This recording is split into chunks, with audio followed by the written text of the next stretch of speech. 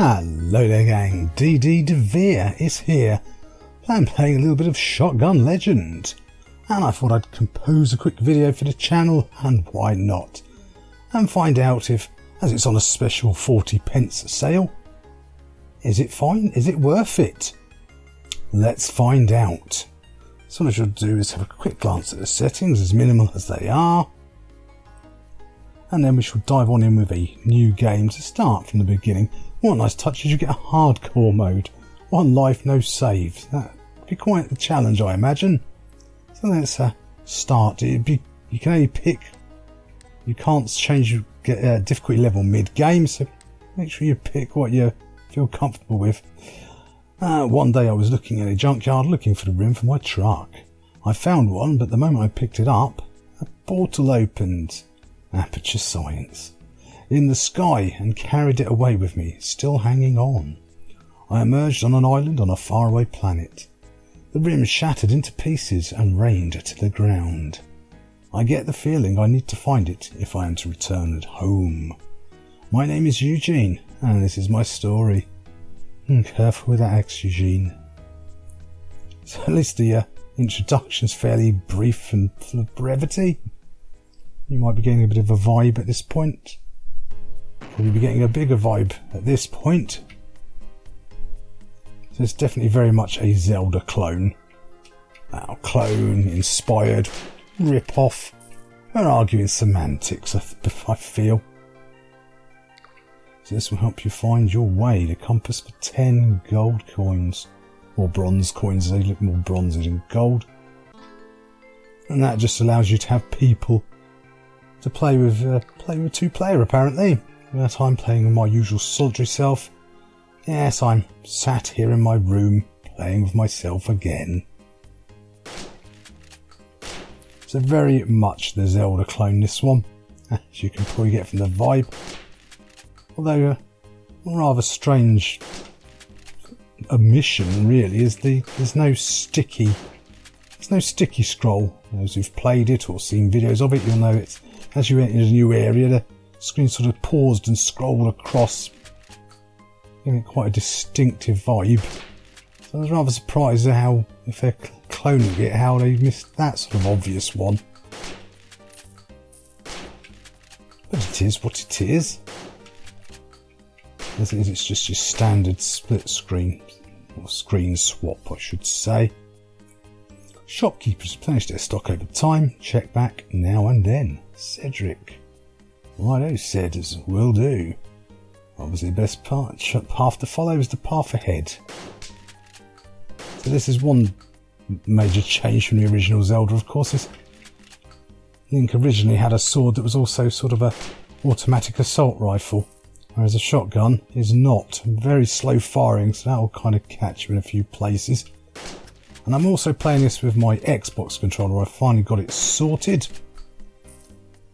And just in time too, because this game with the keyboard, entering this place without the light source would be suicide. Mandatory suicide, I guess. Follow the road west and you'll find a man who sells candles there. Cedars. West it is. Go west. Yes, keyboard. No mouse.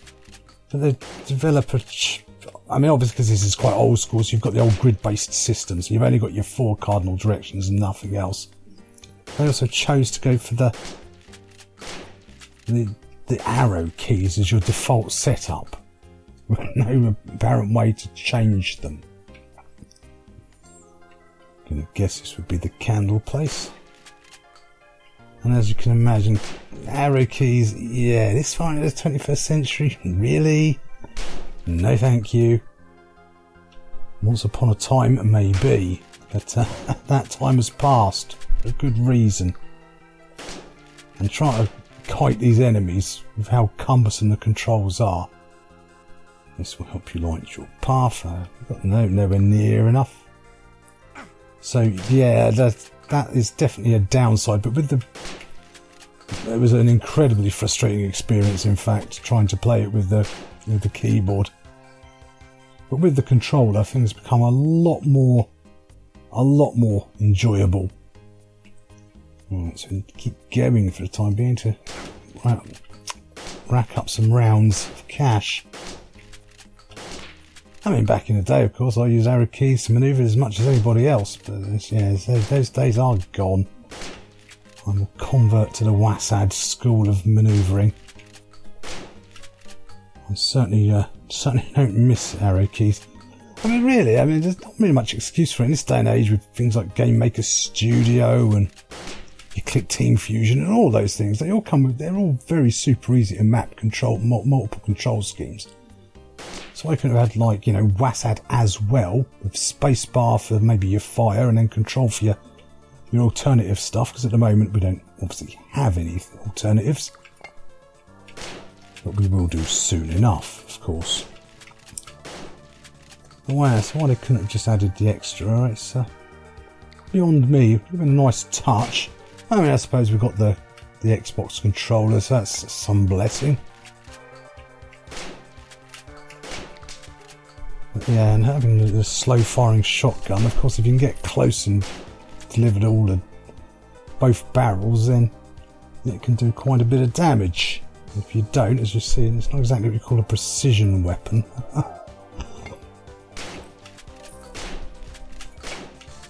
But it can deliver the damage when needed, which is nice. So in all, for a Zelda-inspired game, they've definitely got the vibe. They've got the tunes are down, the little chip tune and that, MIDI tune I should say, not chip tune this one. Anything up here? No. It does what you'd expect it to do, really. Controls aside. Oh, and lack of sticky scrolling, the aforementioned sticky scrolling. That's right, you come up here. Yeah, the AI path is a bit janky as well. It's not so bad when you've got a couple of them, it's when you've got a room full of them. But it's like all this, you don't really have much in the way of hand holding, which is always a bit of a blessing in this day and age of press spacebar to win games. It gets the old school vibe, so you can blunder into dungeons where you really want some different items to help you through, and even no way of knowing that, the game won't specifically, outside of a few hints, tell you much about it. So that's nice. A long time ago, an alien race crash landed on this island, and their captain did not survive. Said us. He's full of cheery little messages, isn't he? But yeah, all in all, it's an enjoyable enough experience now I've got the control schemes a bit more sorted.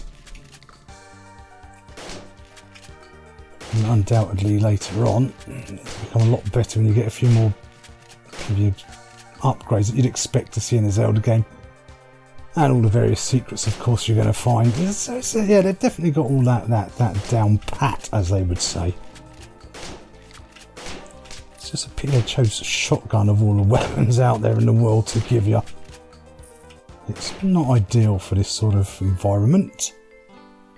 The dungeon map. So now, of course, up to the top left there, we've got our map. And of course, if we hit start button, so you get your passives and your actives. And eventually we'll get some more weapons to choose from. And you can also quit the game as well if you wish there. Saving wise, it's done on as you enter or leave or pick something important up, it'll put you a save in if you've got the save cards you saw me pick up earlier. It's not a good idea just to pick things up and hold them above your head while being attacked. Contrary to popular belief, it doesn't freeze time. Ho ho ho, yes, there's a little slight attempt at humour as well within the game. That's nice. And down here, there we go, that's something to make our life easier, especially for locating little secrets. So yes, I think we'll conclude our dealings at this point, gang. This is definitely definitely quite a fun little take on the Zelda legend, I should the Zelda legend. The shotgun legend. It doesn't do anything too badly wrong outside of the controls if you intend to play with the keyboard, which I really really don't recommend you try, because it really was quite the frustration. Especially with these kind of janky manoeuvrings of the AI, and even there with the controller I'm still kind of stuffing things up enough as it is, and this is a far better experience. So yeah, if you're playing with just the keyboard, it might, I mean, it's only 40p at the moment, it's on a special. Yeah, you might want to save the 40p in all honesty. It depends on how hardcore you are for using the arrow keys for moving your character about. But yeah, I am no longer that way inclined, shall we say. So anyway, all, thanks for taking the time to watch the video. Hopefully you found it useful and entertaining in some way. As ever, don't forget to like, comment, subscribe to let me know you're alive. I shall see you all next time. Bye for now.